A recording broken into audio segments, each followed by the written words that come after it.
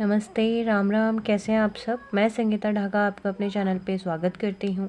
आज की इस वीडियो में हम करेंगे स्टैटिस्टिक्स में मीन निकालने का third method which is step deviation method.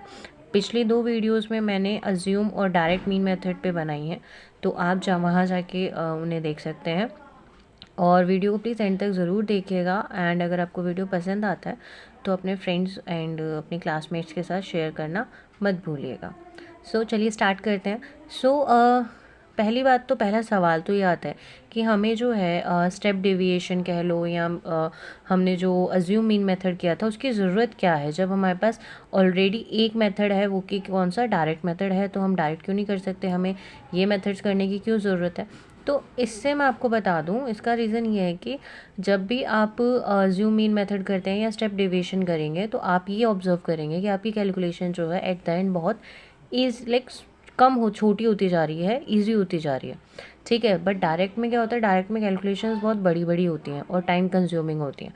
तो अगर आप ये मेथड यूज़ करते हैं तो आपके क्या है वो टाइम बचेगा और आपकी गलतियाँ भी थोड़ी कम होंगी। ठीक है, तो स्टार्ट करते हैं। हमारे पास पिछले में जो था अज्यूम मीन मेथड में, वहाँ डी आई के बाद एफ आई डी आई था। ठीक है, यहाँ पे एक नया स्टेप आया है यू आई। तो हम पहले डी आई तक तो सेम करते हैं जैसे हमने किया था कि हम एक्स आई फाइंड करेंगे। एक्स आई क्या होता है, upper limit plus lower limit divide by 2 करके हम निकालते हैं। तो यहाँ पे क्या हो जाएगा, 0 प्लस में 2 डिवाइड बाय 2 यानी 1। ठीक है, तो आ गया 1। यहाँ अगर हम करेंगे तो 4 प्लस में 2 डिवाइड बाय 2, तो 6/2 यानी 3। ठीक है, तो आप जब निकालेंगे तो आप ये ऑब्ज़र्व करेंगे कि ऑलमोस्ट जो है जो भी आपका क्लास साइज़ है उसका आपका मिड नंबर ही आ रहा है। ठीक है, तो इसीलिए एक सही क्या होता है, आप अंदाजे से फिर आप मिड नंबर भी इसको आप ले सकते, इसमें आप ले सकते हैं। ठीक है, अब हम एफ आई डी, अब डी आई के लिए हम क्या करते थे, डी आई के लिए हम क्या करते थे, यहाँ पे ए को लेट करते थे। और मैंने कहा था ए जो आप लेट करेंगे वो आप एकदम मिड का नंबर करें। तो यहाँ 7 है, इसको मैंने ए लेट कर लिया। ठीक है, अब डी आई हमारा क्या होता था, एक्स आई माइनस में ए। ठीक है, तो जो ए हमने माना है उसको इस एक्स आई में से माइनस करते चलो, लाइक 1 माइनस 7 माइनस 6,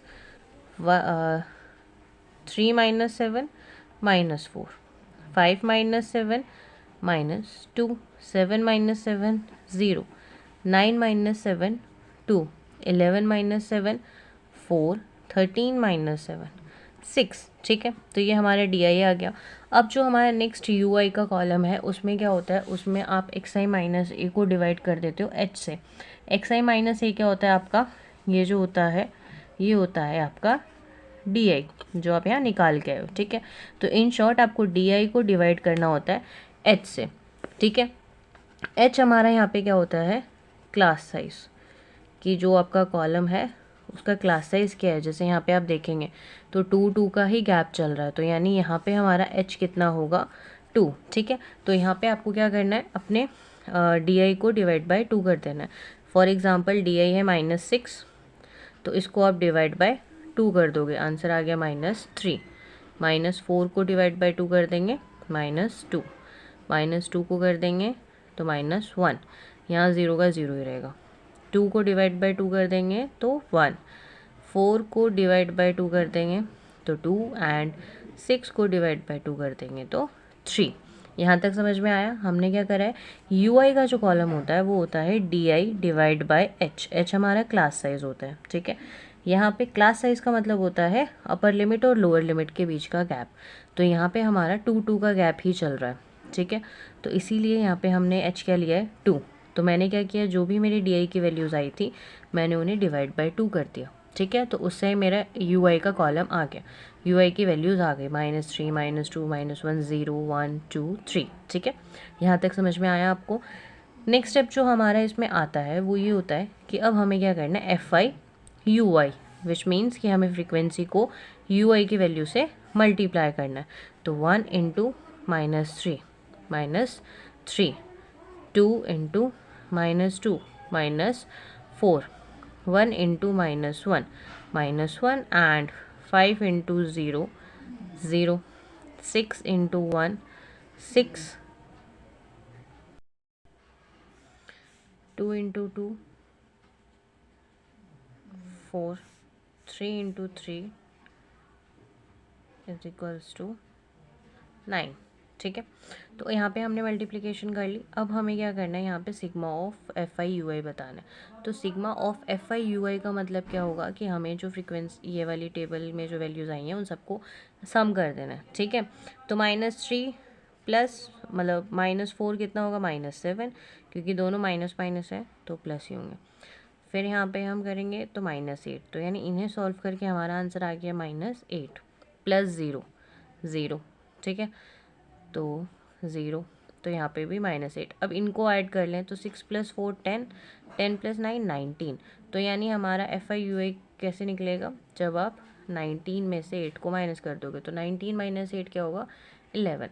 तो हमारा एफ आई यू आई क्या आया, सम जो है सिग्मा एफ आई यू आई क्या आया, वो हमारा आया 11। यहाँ तक समझ में आया आपको? आई होप आपको समझ में आया होगा। प्लीज़ लाइक कर ज़रूर कीजिएगा जो भी मेरी वीडियो को देख रहा है। ठीक है, सिग्मा ऑफ एफ आई हमारे पास 20 है, क्योंकि क्वेश्चन में भी आपको गिवन थे नंबर ऑफ हाउसेज टोटल 20, आप ऐड करेंगे तो भी 20 आएगा। ठीक है, अब हम देखते हैं कि इसमें स्टेप डिवीजन में मीन निकालने का फॉर्मूला क्या होता है। तो स्टेप डिवीजन में हमारा मीन निकालने का फॉर्मूला होता है, आपको याद होगा कि आपने जो एफ आई डी आई वाले कॉन्सेप्ट में मतलब अज्यूम मीन मेथड में जो आप मीन निकाल रहे थे, तो अब आप क्या कर रहे थे, sigma of f i d i divide by sigma f i plus a, जो ए आपने माइनस किया था वो ए आप इसमें अब ऐड कर रहे हो। तो ऐसे ही जो एच हमने डिवाइड करा है, ठीक है, उसी एच को अब हम यहाँ क्या कर देंगे, मल्टीप्लाई। ठीक है, तो फॉर्मूला याद रखिएगा, ए जो था वो हमने लेट किया था 7। ठीक है, जैसे यहाँ पे आपको दिख रहा होगा, ए जो है हमने 7 लेट किया। फिर sigma of f i u i हमारा आया है 11 और सिग्मा ऑफ एफ आई है हमारा 20 इनटू जो एच था उसकी वैल्यू हमारे पास क्या थी, 2। ठीक है, अब हम इसे सॉल्व करते हैं, तो आप इसे इंटू कर दें 7 प्लस में 22 अपॉन में 20, फिर आप एलसीएम ले सकते हैं, तो 20 और इंटू हो जाएगा 140 प्लस 22, यानी 162 डिवाइड बाय 20। अब आप इसे 2 से कैंसिल आउट कर सकते हैं, तो ये जाएगा 81 अपॉन 10, यानी 8.1।